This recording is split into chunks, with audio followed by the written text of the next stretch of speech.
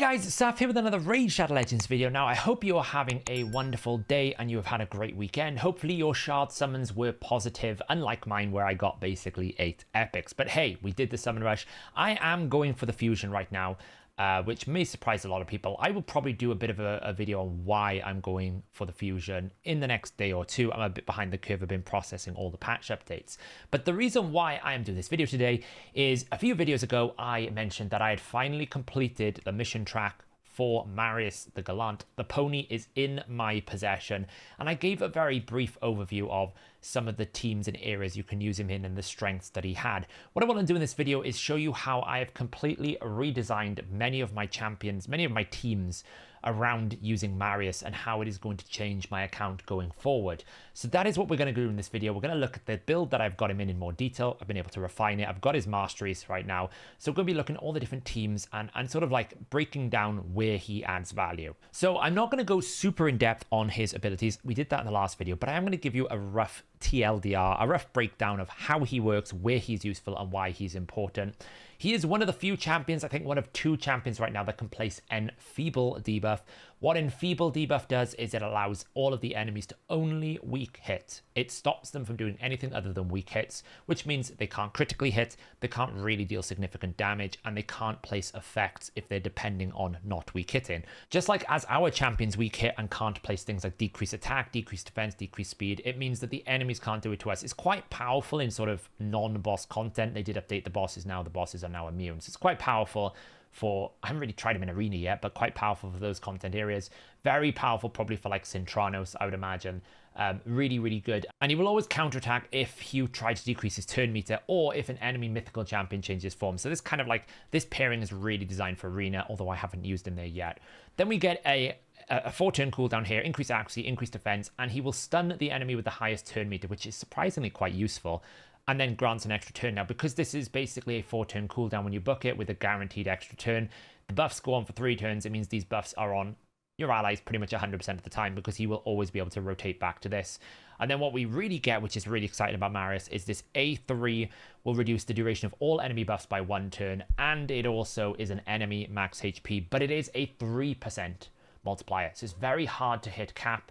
You have to work really, really hard to be able to hit the cap in lots of different content areas. It is much easier since they have nerfed the bosses. They have taken the bosses down considerably. The patch notes video will be out tomorrow after this video. As of recording, this is the day before. It will be out the day after this video, which will go through exactly how much difference the changes to the bosses has made in terms of base stats. They are quite significant. We got some pretty good base speed here, 110, 1.5k defense on the higher side, a bit of base accuracy and resistance. Very, very good. So he's effectively 2 forms. You either can run him in arena or you can run him in sort of PvE content. I personally think the Enfeeble is just too much of a polymorph magnet to really warrant it. We'll do a few arena fights in this just to see if it really works, but I don't really think he's that good in arena. We'll give it a go. But this A2 into A3 or the A3 into A2, depending on how you do it, is very powerful. We also get a 35 defense aura in all battles, which is kind of crazy. So the build I've got him in is the 9-piece Slayer. I've retained this build that I had before. I've just now refined it a little bit. 9-piece Slayer, the reason why we're doing 9-piece Slayer, at 4 pieces, every single AoE ability that I deal to an enemy AoE attack, I'm going to get 5% turn meter back. So that means on a wave of 5 enemies, I'm getting 25% turn meter every single time I take a turn. On Hydra, it's 20% turn meter every single time I take a turn. It means that I'm effectively running 20% faster all the time due to the fact that I'm bursting that speed. Because turn meter is kind of like speed, it's just instant speed. So it's really powerful for that 4-piece when you have full AoE damage in these attacks here. Every ability I do here is a full AoE attack, so we benefit a lot from this. We also then get 30% ignore defense on AoE abilities. We only attack AoE, we don't suffer any penalties. Technically, if you went to a merciless cruel, you can get to like 40% ignore defense, but 30% is more than adequate considering all the other bonuses we get. And finally, at the 9-piece, we have a chance to repeat the damage. Now, the enemy max HP here will be capped. They fixed the Slayer set. I'm going to be doing a full Slayer set video, which is probably going to be 2 videos after this one. I am behind on my videos. We will do a full Slayer breakdown now that they've stopped changing it. Every single time I went to record the Slayer video, there was always like this asterisk, by the way, player, am I going to change this or they're going to modify this? I think they finally got it in the right place, so it's now ready for me to do a proper full breakdown on. With the Slayer set, we'll be able to repeat this attack here, which means that we will be able to potentially get a few max HP hits. What I will be doing in that Slayer video is testing whether or not each individual hit can proc the Slayer or just one skill. That's something we will be testing. It can also activate on here. His damage on his A1 is not bad, but it's not crazy good. So that is why we've gone for Slayer. In terms of his mastery setup here, I've gone down the offense tree because you absolutely want to try and get Helm Smasher. Reaching the max HP caps here is very, very difficult. You're going to need to work extremely hard. Ignore Defense is the best opportunity for you to do this. I'll show you a spreadsheet now in a moment that kind of explains how much work you need to do to get to the max HP caps. Here we can see the support tree. I've gone down purely because of Law of Steel. Law of Steel with variable sets, you get a lot of stats. I'm basically getting about 5% extra crit damage. I'm getting about 2 to 3 speed. I'm getting a little bit of crit rate. When you have variable sets, especially if you go all 9 ways, you get a lot of value from Law of Steel. And he's already defense-based with a guaranteed counterattack if you get decreased speed. So to some extent, the retributions, it can help. Probably more for Arena. I would definitely go defense for Arena, so you could get Wisdom of Battle. But for my build here, I'm using him predominantly PvE. The support with a little bit of extra accuracy, and then also the sniper to help land the Enfeeble. I will probably go Master Hexer, or I will go Stoke to Fury, depending on how I feel. I might go Stoke to Fury to help the enemy max HP caps. On the left then, we've basically got Single Out. We've taken Cycle of Violence. Makes sense. We hit 3 times. We will probably proc this quite a lot, which is really, really valuable. We've got Bring It Down, max HP really makes sense, and then Methodical for his A1. He will be doing a lot of A1s as well. So that is the mastery tree we've got. He is fully booked. Right now, I don't have a blessing. If I did have a blessing, I think the choice I would take would definitely not be Brimstone, because he's AoE. You really don't want Brimstone. In a PvE setting, you probably do want something like Polymorph. That does make sense. In terms of kind of like the new blessings, would we take anything here? Nature's Wrath, if you could land in Feeble, makes sense, but we can't on bosses. So because we can't land any debuffs, you can't really activate any benefits from this. You could, if you wanted to, do Neutralize to reduce sort of like Reflect, increase attack. I think is optional. I don't really think it's very good, or a True Fear. Honestly, I don't think many of these new stuff is good for him particularly, although I think overall they are very good. Make sure you check the patch note breakdown to go through all of those. Definitely a 6-star, we'd go Crushing Rend. Ignore Defense beats everything. I think other than that, I would probably go more towards either a Temporal Chains or maybe a Heaven Cast. I think is the best option if I just want damage. More buffs equals more damage. He does provide 2 buffs, which is 10% damage. You know, it's 2 out of the 10 you need, so it's a reasonable amount. But that's what I would probably do. I would probably go somewhere in the region of like either Cruelty, Crushing Rend, or the Heaven Cast. Cruelty could be quite good on him because he will attack a lot, right? He will hit many times, he will attack a lot. It makes sense that Cruelty could be very good for him. So that's the build. Let's go over one of the first places I want to showcase. Nightmare Campaign. Nightmare Campaign for many people is kind of inaccessible unless you have one of the very good campaign farmers or you have very good strong gear. Like Ethos can do it, Void Champions are very good at it, but sometimes, you know, people struggle with this to do it regularly. The benefits of doing Nightmare Campaign farming is it is a little bit more energy efficient, it's much more time efficient, but you will lose mystery shards. So if you're swimming in mystery shards, then Nightmare will save you time and energy, where Brutal will give you a lot more mystery shards, but it will take you more time and energy. That's the breakdown. It's not significant enough that it's so much better that you're missing out, but it is significant enough that when you're doing big campaign sessions, when you're having to do some of these hero paths, like the Alatrian hero path, Nightmare basically saved me a couple of thousand energy. It was very impactful. So one of the craziest things about this is he's defense-based, which means he's very tanky, which is very difficult. But because he's enemy max HP, the scaling just benefits him. You can see he literally one-shots the waves. It's really, really good. And like I said with the Slayer set, every single time he AoEs, he's getting 20% turn meter back here. So he's basically able to cycle so fast that we can clear this in 14 seconds. I think the fastest I've managed to do this so far is about 11 seconds.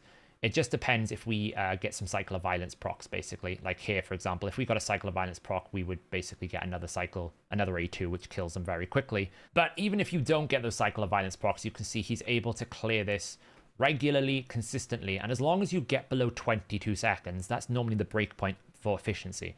If you're above 22 seconds, you're better off running Brutal. If you're below 22 seconds, you can run Nightmare, and it's better for you in terms of time. And that's kind of like where I look at it. So you can see pretty much he's somewhere between a 10 and a 14 second run for this particular stage, and you always run 12-6 Nightmare because they have much lower defenses, so it makes sense to.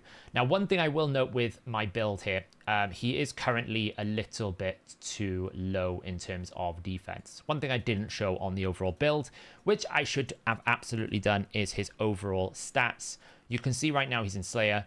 He's currently at 3.5k defense, 239 speed, and 320% crit damage. Crit damage is the most important stat for him. He has got a bit of accuracy, but remember he has increased accuracy buff, so 294 is actually 294 times 1.5. So he'll actually be round about 350, 400, which is what he needs to be for most of the content in the game now.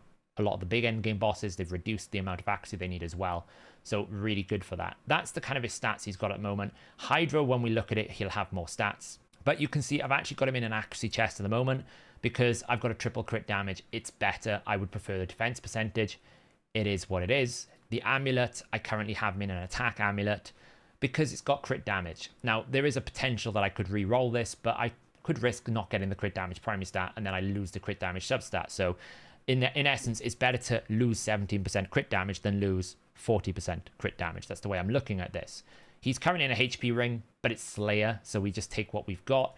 And we do have a pretty nice banner on him. So I've got some gaps in builds, but you can see I've focused heavily on crit damage. As much crit damage as I can put, that's what I've gone for. So if I was to put more defense, you'll find he'll clear that campaign quicker because his A1 is only a defense multiplier. So far, he's probably my best campaign farmer. Next thing would be potion keeps. And okay, you could potentially do this, you know, with other champions. But one of the big things about this is I can do this solo with food. That's the beauty of this build. Like we can see here, let's just put some 2 stars in. The brilliant thing about this is he can solo this so we can actually do champion training at the same time. You absolutely can do this faster if you were to run, you know, 5 champions with more, you know, full builds or something. You could probably clear this in 12 seconds. But for a lot of people, they like to min-max, they like to do different things. I will say the waves on the arcane potion keep are a little bit more tanky. They're much stronger than other waves. But you can see he's not even breaking a sweat here. He can clear this himself. He does take a bit of a nuke there. But the nice thing as well is he gets rid of the defense buff, which is great, because he drops his A2 isn't just max HP, it's a decreased buff duration as well, so you can cleanse. And you can see I can run that in basically 40 seconds with full food. And we can pretty much do this. He's void affinity, so we can probably pretty much get away with this on every single potion keep. I don't need to run any other teams for potion keep because I'm pretty sure he can just clear the waves on his own. And even if he doesn't one-shot the waves, look at that enfeeble buff. It's not going to do anything to him. It'll kill the food, which is actually desirable because they're taking turns. The block damage is going to be annoying, but hey, look, we reduce buff duration. It's amazing. Nothing can stop Marius the Gallant galloping through these waves. He is a monster. Like, he'll take a bit of damage, but look, it's all weak hits. No damage, weak hits. Then we'll heal up here. And what will be interesting to see is, can he actually survive the amount of healing we've got here? I have put Life Drinker on him, just so that if he falls below HP, he can heal back up. Like, he should get a bit of Life Drinker heal here. There we go, nice little bit. But even the boss that heals can't withstand the power of Marius the Gallant. He's getting through it. Nearly done. So any potion keep now, we're probably able to completely defeat in one solo run. It's a bit slower because of the boss healing, but pretty much every potion keep he can solo. When it comes to Minotaur, it's exactly the same thing. He can solo it just like everyone else. It's crazy how much when I first thought I was getting this champ, I was like, it's not going to change my account too much. He literally is a one horse fits all mechanic. Runs through the boss. And because he's defense-based, he's very tanky. Like, I've got him in quite a low defense build because he doesn't have any primary stats really built for it. And you can see, even in this low defense at around about 3,000, he's able to quite comfortably clear all these waves through. You know, it's not really a problem for him. That passive stun there is really quite nice as well. It's picking on kind of like the scary people you face, like the faceless that can ignore defense. He kind of picks on those. And yeah, you can pretty much clear your way through a lot of content. Now, a lot of this will be like, well, you know, I could do this already. It's easy content. Well, let's go to some of the more extreme content. Let's go to Phantom Shogun Grove. Now, I used to run Double Whisper. They have nerfed this boss now, so his defense is a lot lower, significantly lower. We're talking 50% plus lower. The shade counter is something I never really used to take account for, and it didn't really modify my team much. But now that we've got Marius the Gallant fully built out with Helm Smash and everything else, and we've got a Whisper, you'll see that this team is super fast. This used to take me 40 seconds most of the time, sometimes a minute, depending on RNG. This now is a consistent nuke. This is actually quite a low run. We've done this a lot better. This one's a bit of a weaker run. And it's around about a 15-second auto farm. This one's a 17-second. We'll run it again just to showcase exactly how strong it can be. Got a bit of powder there. We love a bit of powder. It really depends if his Slayer set procs. That time you can see we got a Slayer set proc, which is great, which means that we're going to really close. I've managed to once get it so that we kill it on the Whisper's second attack. It was very close. It normally averages around about 13 seconds here. And it's pretty straightforward team. Like, the speeds are quite high because obviously the boss is really fast. That hasn't changed when they've readjusted the boss mechanics. And obviously I have a 6-star Riho, but I was doing it fine when she was a 1-star. You can see that Whisper gets super close to killing it. Which is fun. But Whisper could literally be Gala, it could be Turvold, it can be, you know, any of those really strong single target nukers that we have, like Jorgid. It absolutely could do it. And she still out damages Marius. But what Marius is doing is providing that consistent extra damage boost and also being able to repeat that extra damage boost when we get a reset as well. The big difference between Marius and Newt is a 4-turn cooldown. Marius is a 3-turn cooldown. So it puts less requirements on having someone like a Yumiko or a Kaima. You can get away with having a Renegade here because Renegade will fully reset his abilities, whereas with a Newt, you need an extra turn before you can use that A3 again. So we're saving that time here. So at most, it's a 17 seconds. At best, it's a 10-second farm. And you might be wondering, okay, that's cool. What about Sand Devil? Well, Sand Devil, at the moment, this team is all dependent on Chancellor Adeline's A3 because I am having a booking experience of my life where it keeps booking the A1. So we need to book the A2. This team will fail if we don't land the sleep and we don't land the decreased speed right now. I can probably speed tune the decreased speed out, but you can see this will probably fail because we didn't land decreased speed. I did adjust his speed. Maybe he's a bit faster, but I don't think he is. I don't think he's going to get back around to the boss before the boss gets a turn and wipes us. So that's kind of like really important. We kind of need the decreased speed there. We might still kill it though with Nuked, which is kind of nice. Got a Soul Reap there. That was a backup. That got lucky. He didn't kill us. So let's run this again then. What we need is the decreased speed and the sleep. There we go. Now we're going to get the A2, the A3 out, all of this. And what we're using is we're using Nia to target the leader to reset. And again, remember, as I said, Newt is a 4-turn cooldown. Marius is a 3-turn cooldown. So because Marius is in effect a 3-turn cooldown, Nia can reset him. And the way that Nia's logic will work is if there are no debuffs and no loss of HP, she will always target leader position. So we can guarantee that on auto, Nia will always cleanse the Marius. So what we're doing is we're using Chancellor Adeline here, the free champion. Turns out quite useful if you don't have Siphi, to place the decreased speed and the sleep. Then we use Riho's A2 to basically put all of our debuffs up. We go enemy max HP with Newt, 30%, Marius, 30%, reset Nia, Marius 30%, and probably then we finish it off with a Slayer proc or additional damage or something of that nature. But at the moment, because Adeline is not booked, we have these situations here sometimes. Like, we've got lucky here, which is great. This is going to work again perfectly. And you can see the enemy max HP, boom, reset. And because they've modified the boss defense so much right now, I mean, we got lucky that time. We actually did it in 9 turns. That's the fastest turn count I've ever done. 9 turns is a record for me. That's because we've got a refresh on Newt's A3. Otherwise, we would have had to wait an extra turn for Marius. That is insane. The fastest I've ever done it. So really, you can see, he's changing the way that these teams work. And, you know, the speeds that I've got these teams in are not super insane generally. Riho is very fast because I've only just got her 6-star soul. So I need to rebuild her down. Essentially, she's just gained 15 speed that I didn't need. And also a lot more accuracy than I don't need anymore. I'm probably going to build her back into a full damage build now that I've got her at 6-star just to make my dungeon runs quicker. Adeline, I just had to make fast, so I just threw as much speed. And again, accuracy. I need to re-gear all these since the boss changes. I haven't even tried. I tried it the day before. Newt, he is at 269% crit damage. He's built fast for Fire Knight. Fire Knight, everyone knows the answer to Fire Knight is if you can get more speed, get more speed.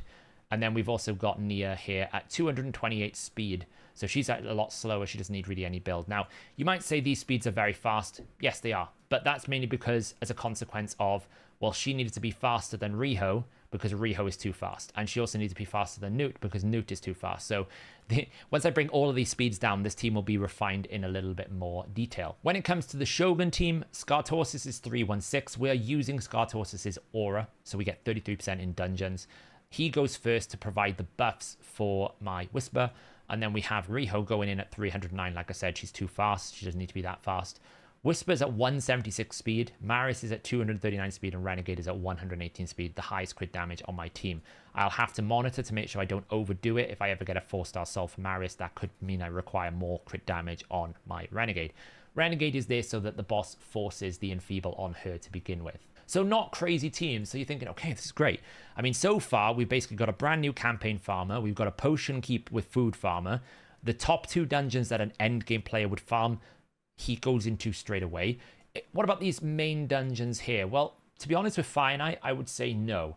Because I run Finite hard, you kind of need freeze, you need a lot of champions. I don't really think he can supplant or replace anyone here. He doesn't bring decreased speed, so he can't replace Neldor. I feel like Newt is a better, for this encounter, better because his A1 is a freeze.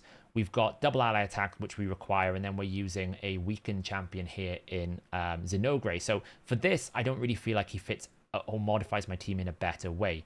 For Dragon, however, he has replaced some of my team. I've kind of replaced Ghostborn because my Seer is so strong, I really don't need Ghostborn's decreased defense. So we just throw out some debuffs here, we put the buffs on, make him do Enfeeble, and we just one-shot the wave. And what we're really doing with him is just basically giving my team a little bit more max HP on the boss. It's still going to be Theodore and Ruark kind of winning the boss fight. He will die eventually, but all we're doing here is we're just providing a little bit more damage to speed the process along. As you can see, like, we expect the other 2 to die. That's not a problem. We're actually going to get another max HP. So we get 2 maximum HPs on the boss. We're not quite hitting the cap here, which is where I think maybe Fearsome Presence Mastery, the not so much Fearsome Presence, the one that gives you 12% for the debuffs you receive, could really help. And of course, because he's defense-based, he will live a little longer, which means it takes a while for it's going to add a few. But I think, to be honest, this will make it consistently less turns because we can actually, you know, he's doing quite a bit of damage to the boss. So I found him to be an improvement to my Dragon team as well. So great, he goes into there. In terms of Spider, well, I'll be honest, I could absolutely do this probably without Newt. Probably without Newt. I've not really tried it, but let's see. Like with Newt, he's basically a safety measure in case Newt doesn't finish it off. If Newt doesn't quite hit it, if I push Newt's crit damage, I could basically do it without Marius. Like now, for example, we're gonna get the Soul Reap, and that's gonna finish it off. He's kind of a safety net here if that doesn't happen. But I don't know whether or not we could just do it without the Newt. Let's just find out. So we're gonna put the debuffs up. I'm gonna use Newt's A2 just so he doesn't take a turn. I don't think, because of his enemy max HP, that he's going to be able to do this. We'll give an extra turn. I don't think he's got enough damage. Yeah, see, he doesn't hit as hard because his multiplier is a lot lower. And that's what I was saying at the start of this video. You have to work very hard for him to reach anywhere near sort of massive enemy max HP damage. Newt doesn't because he takes 10% of the boss's HP. Marius is only taking 3%. It's quite a lot less. So that's why he's basically a safety net in case Newt doesn't quite reach the Soul Reap barrier. If Newt was to get a 5-star, then potentially he would not be needed here. But certainly for Spider 10 hard, it's much more important. So for Spider 10 hard, I used to run a team that was like, you know, Newt, double burn, double activate, and then a kill for Spiderlings. Well, we've been able to refine this now to basically, from my previous team, which I can run up here, I can run this team right now. So this used to be what my team used to be. So we'd run in with Newt. We would run in then and place a burn on all the Spiderlings, activate, and then we kill the Spiderlings off. So it was a 13-second 5-turn, very strong competitive team. What we've been able to do, though, is save ourselves a turn. And, you know, it's very, very small marginal gains. This isn't like a huge difference, but it's still a difference. So instead, now we're using the speed aura for just being able to basically take a turn because he's not quite faster than the boss. We do the same exact thing. We go Blessed Bash. We put the Hex out, and then we kill it in 4 turns. So even though the time is not different, the turn is. So we're able to save a little bit more time. And the difference here is we're just using a speed aura from Fushan to basically ensure that Marius gets a turn before the boss. Because the boss is about 250 speed, Marius is still only 239 speed. If I was to go and invest some area bonuses into Spider, we could literally take away a champion and put a food champion in here and it would work exactly the same way. We also have to account for the time it takes for one, the spiderlings to spawn, and for Newt to do his waddle. Newt loves a bit of a waddle. We're not quite going to get it landed here, which is fun, but the brimstone will finish it off. That's the value of a 6-star brimstone. So sometimes it will be 5 turns, but on average it will be 4 turns. It just depends if that Slayer proc activates. So far we've got Phantom Shogun Grove, Sand Devil, Dragon's Lair, Spiders. Would we put him into Ice Golem? Honestly, no. The team is so fast at 48 seconds. I think it averages around 55 seconds with Artak soloing. I actually don't think you can speed it up. There is a potential world where you could have some sort of system where he can soften up the minions and then some block revive can come in to then allow Newt to single target the boss.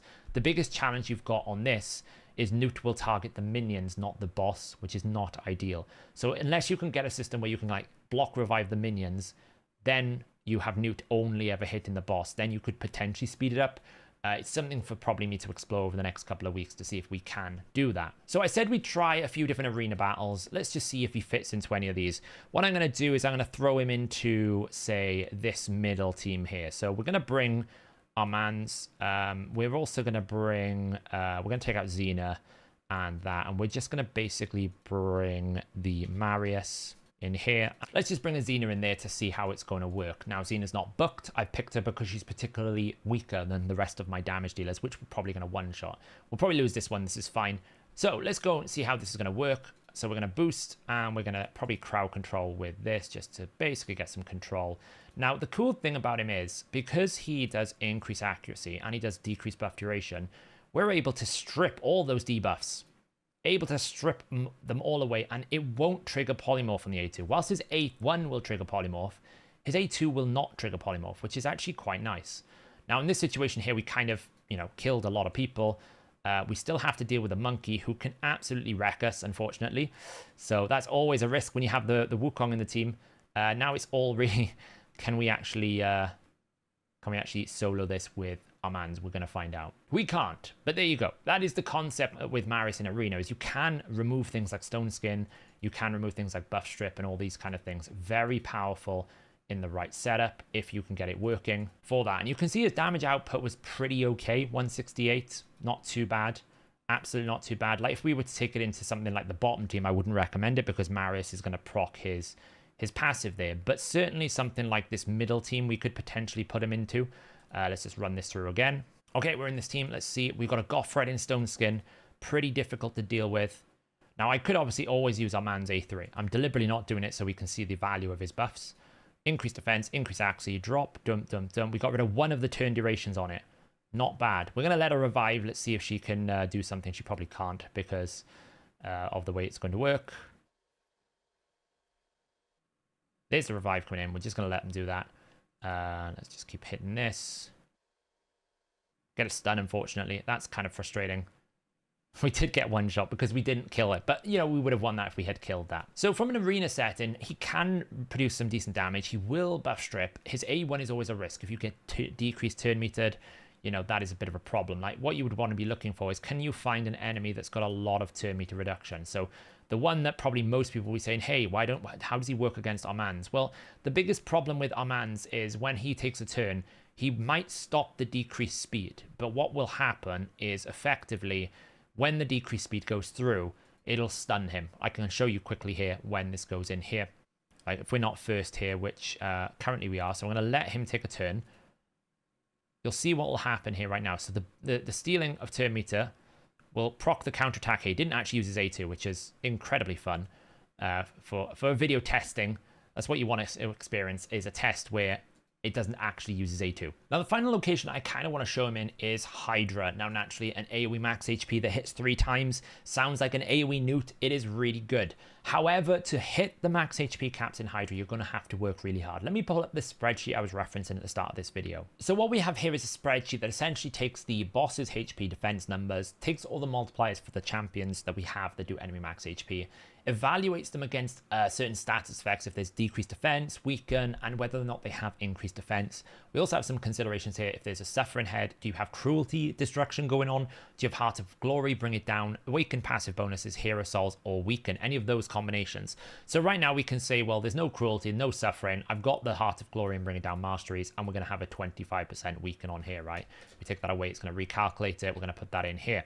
So what we can do is we can see that Newt is a 1.5 times multiplier, but his max HP multiplier is 10%. He also gets 20% from books. So in essence, for him to reach his cap, if we were to just move this over a little bit, for him to reach cap, if we had a situation where we've got 60% decreased defense and weaken with no ignore defense, he really doesn't need an awful lot, to be honest.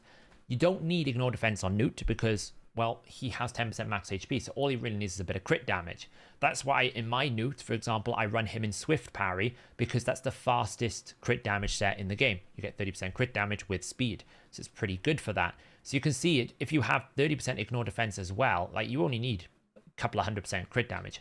Here's the difference. If we go down to someone like Marius, well, Marius's multiplier is only 3%. He's also 1.2, so it means that actually his defense multiplier is weaker than Newt's, and it's at 3%. Now, I have adjusted the Sand Devil defense value here. It used to be 14,000. It is now 3,000. So you can really see if we have what he's currently built in, which is decreased defense, weaken, and ignore defense. Well, I need something like 332% crit damage to reach the cap of Sand Devil, which is why I'm saying you need to work incredibly hard. Now, for me, that's why I went Helm Smasher. If I add an extra 25% ignore defense, that's going to help in this equation here. So the more ignore defense you can get, the better. But if we look at something like the Suffering Head, like you can see from Spider, I need 479% because the HP is much higher. So to hit cap is a lot harder. You know, you're looking at somewhere between 300 to 500, 600% if you go towards the Dragon. Got a much higher defense. So that's why it's very difficult. You have to work incredibly hard. But if we take it to something like the Suffering Head, well, you can see the Suffering Head here, 3%. We've got the Suffering. Let's just say you've got a no rank of cruelty. So we can see if I actually had a 60% decreased defense, 25% weaken, and 30% ignore defense, in order for my Marius the Gallant to reach the maximum HP of Suffering, I would need 1,547% crit damage, which is clearly not possible. But what you can do is we can layer in more ignore defense mechanics. So for example, if we just had Slayer, this is what we're going to need. If we add in the Helm Smasher proc, that will take us up to 55% ignore defense. That brings it down a little bit more. We're still at 1,000 though. It's still pretty aggressive. So then we would go area bonuses. Okay, well, we can get 55, 65, 75%. Well, now we're down to 663. It's still a lot. It's still incredible amounts, which is why a 6-star Crushing Rend is so valuable on Marius. If you were to get a 6-star Crushing Rend, that would give you an extra 31%. That would put you to essentially 100%, and you wouldn't need as much. You would only need 325%. But even with true damage, you still need 325% critical damage to reach the cap of the Suffering Head. Which means in reality, it's probably not realistic for you to worry about the Suffering Head cap. You should go to the next best thing, which is the Decay Head. So we're going to include the Suffering in here. We're going to reduce the cruelty again. We're going to put in the Bring It Down, the Heart of Glory. We're going to push this down here. We got the Marius the Gallant here. Same multipliers. What we're going to do is we're going to go over here and we're going to see what the number is. So right now on base level, it's 897%. So we absolutely would want the area bonuses to take that up to 696. Then if we put the Helm Smasher in, you can see it's still crazy amounts. It's 482%. You have to work incredibly hard. You probably will never reach enemy max HP cap with Marius unless you have Crushing Rend, because even then you still need 313% crit damage. So that's just a bit of a math equation to kind of show you, you have to work incredibly hard. Every ounce of crit damage and ignore defense you can get on his kit will be essential for you to be able to reach the top level of max HP caps. And really you want to run him in Nightmare, because the enemy max HP is higher, so you will get more value out of him. So let's just take it back into this team that I've got built here. This is kind of like a rough team that I was thinking about. Right now, it doesn't really solve half of the Hydra problem, so if we get a Torment Head out, it's a bit of a problem. If we get Burns out and Michinaki has low rolled, it's a bit of a problem. Dealing with the Wrath and the Reflection can be a bit of a problem. So I'm still refining this team. This is great for a quick example to show you, the absolute value of him in this team. So firstly, we probably need to make sure we get like a burnout on this head here. We didn't really, which kind of sucks. So we absolutely need to try and get a burnout at least on the Poison Cloud head, so that if we want to get rid of the Poison Cloud, we can kill him, which is really key.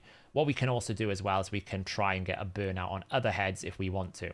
Now, the first thing we could do here is There's no point me right now trying to do enemy max HP because there's no decreased defense, there's no weaken, so it would be a waste. Unfortunately, since they removed the boss's enfeeble immunity, it becomes a little bit like A1 doesn't really do much. But if you remember, he is in Slayer set, so obviously A1 means he is going to be getting turn meter control. So you can see here we've kind of got Poison Cloud, but watch how much we can chunk this down by. That Poison Cloud head got a pretty hefty chunk. So right now we are in a bit of a sticky situation. This is where I meant by the example of this team. We've got reflect problems. So if Garrel takes too many turns, we're going to get ourselves killed, which is always nice. There's an increased attack. There's provokes. This team is not great at the moment, but we're going to run this through now. We're just going to get some heads decapitated and we'll see where we get to. So we've basically taken 10 boss turns, and you can see already on Nightmare difficulty, we are breaking the heads. And that is one of the key advantages, I would say, with Marius, is his ability to effectively get the heads decapitated quicker. And if you can do that, then it opens up the opportunity for you to be able to really ramp up your damage. Like Garrel right now, if we can get a decreased defense and weaken going, is going to do quite a lot of damage because we got the decapitated heads up, and you'll start seeing this damage number really ramp up the more we activate her passive. You can see here right now we're going to do another nice, double hit, triple hit, Garrel smash. That added 3 million damage. One smash here, that's 1 million damage. Every single time she smashes, it's going to be 1 million damage. We've got an ally attack here as well. We're really ramping up the damage. And then when we get the enemy max HP, we can see we can just chunk that Head of Suffering down. The Head of Suffering is gone. We have 4 decapitated heads available. This is like the dream scenario for us right now. This couldn't be any better. The only downside is we're going to have 1 head respawn. Big smash. Garrel smash, 8 million damage nearly, and this is the big value of Marius. If you can get these heads decapitated quicker, his A1 will do a good 260,000 across the board. Slayer set's going to really help repeat those damages. He's not a crazy A1 damage dealer, but it's absolutely, it's solid enough that you would be less worried about it. Now, the only downside to this team, it's great damage until the heads respawn, and then we have this Poison Cloud problem.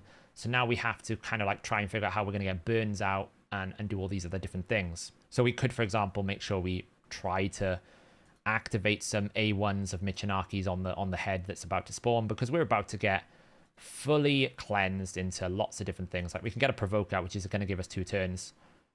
But right now we are in big spots of bother because we don't have, like, Michinaki's smart enough to always prioritize burn on the enemy that's decapitated. So for example, I can keep trying to get a burn out in different heads. We can try and block this. So it's not really an auto team, but you can see, look at the damage we're already at. 62 million over 16 turns. Now again, I'm holding my max HP because we've got the Serpent's Will. Right now it doesn't pay me to do anything because Serpent's Will is effectively blocking all of my outgoing damage. But we can still pop some head damage on the Head of Suffering. That's really helping as well. It's no harm. So I'm going to run this through to boss 25 right now. And you can really see, like, his burst capability is what is really nice about Marius here. You're also getting increased accuracy for your team. That allows you to save accuracy buffs across the board, like accuracy values across the board across your team. You also get an increased defense. So you're getting a little bit of survivable, a little bit of sustainability. He doesn't really bring shields, but watch the damage here now. We're pretty much great situation. Let's chunk the damage out. It's basically about 4 million every single time I want to take a turn. Now, here's going to be a bit of a nasty situation because, well, Torment Head is what you would call an absolute torment for this team. There's no Torment solution. Lydia will counterattack all the time. So, again, killing the Torment Head is very important for this team. And the fact that we can burst it really quickly means that we can get rid of the Torment Head as quickly as we possibly can, because it will absolutely affect the survivability of this team when we are constantly skipping our turns. So I'm going to do another burst out here. There we go. 2 heads decapitated. And you really will find that their heads are absolutely annihilated. I said we go to turn 25. We're already at 80 million. Now, I know there a lot of people who are saying, well, Trunder exists. I get it. Not everyone has a Trunder, though. And not everyone has Wixwell. Some people didn't choose to do it. And you might be getting Marius. Everyone eventually, it might take you 6 months. It might even take you 12 months. But eventually, everyone will get their hands on Marius the Gallant, just like everyone eventually will get their hands on Carnage from Sintranos. It might take you a while, but you will get there. So actually seeing the value of him in Hydra for a good, strong Nightmare team is very important. And it is his rotational aspect. And I think Slayer, it's almost like Slayer was built for him. It's a perfect set for him because he essentially can continuously cycle back to his maximum HP, which is what you really want to do. You absolutely want to get back to your max HP as quickly as you can. And now we're back into another cycle of maximum damage. Like, this Torment Head is not going to last much longer.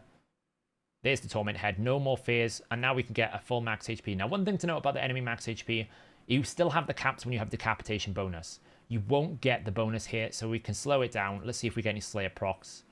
Got some Slayer procs there. See, 248,000. So the Slayer will reflect your maximum HP, but it will be much easier for you to get it, right? On decapitation, because you get the extra 200% bonus damage, you will always hit cap on max HP, but you won't ever exceed the enemy's max HP on decapitation. That's the thing key to remember. We get another enemy, like another Garrel Smash there.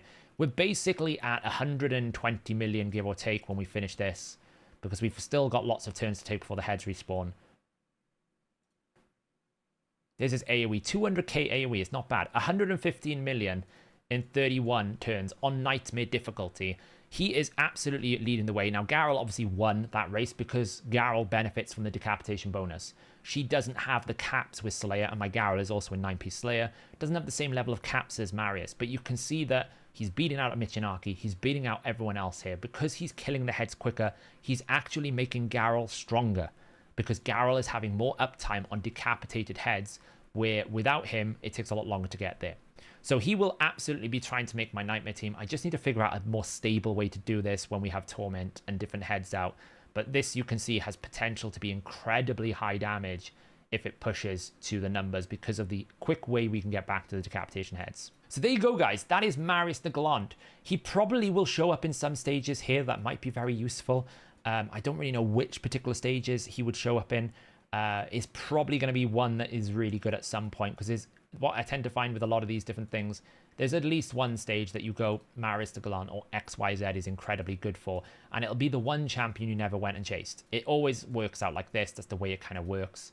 But Skinwalkers generally don't make a massive appearance in a lot of these content pieces, so maybe he won't show up a lot. He will definitely show up on some of these, but not being awakened is a bit of a problem.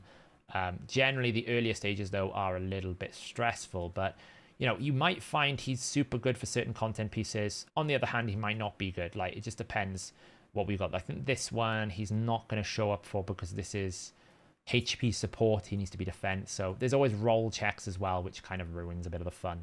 But I'm sure there will be some rotations. I need to do a bit of a tool to basically help people find what rotations which champion applies to. But yes, that is Marius the Gallant. A very long kind of breakdown of how Marius the Gallant has changed my teams. He is now my Nightmare campaign farmer. He is my solo potion keep farmer. He's my Minnow farmer. He is going to be in my Dragon team. He is my Shogun team. He is my Sand Devil team. Like, I can probably put him in Doom Tower teams as well because he rotates so quickly. He's going to make it so that, you know, those Rotuses can't do much damage to you because they're going to be enfeebling and weak hitting you. It is crazy how good this kit is for just pushing you through. Now, I will say, for a lot of content pieces, the progression aspect that you would benefit from, like Doom Tower, it's a bit late by the time you get him, but that doesn't mean you can't speed up your progression as you climb through the Doom Tower, you know, every month as it resets. So Marius the Gallant, 5 out of 5 for sure. Ideally in Slayer. If you can't get him in Slayer, try to get him in 4-piece Slayer with maybe like a Savage set. I really think this 4-piece bonus is built for him. It's so good. So if you can't get all the way to a 9, maybe a 6. If you can't get to a 6, with a 4, and then put in a Savage set next with it, or a lethal set, so you can get the ignore defense. You absolutely need to index into ignore defense. It's so important. Reaching max HP caps is the hardest part. As much ignore defense as you can get. Area bonuses, Helm Smasher, sets, Crushing Rend if you ever get it. That will be the way I would build him. Let me know in the comments below, guys. Now, I know many of you in the last video commented that you're still trying to beat some of these very difficult missions, like the mythical chests, the mythical boots, and getting the essence. But I am starting to see more and more of the sort of endgame players pick him up now. So let me know in the comments below, guys. Are you really now looking forward to this? Are you motivated to keep chasing those missions? Or do you not think he's going to be that big for you? I'd be very surprised if he doesn't find a place in at least one of your endgame teams, one of your late game teams. But let me know in the comments below, guys, what you think. And thanks for watching, and I will catch you in the next video.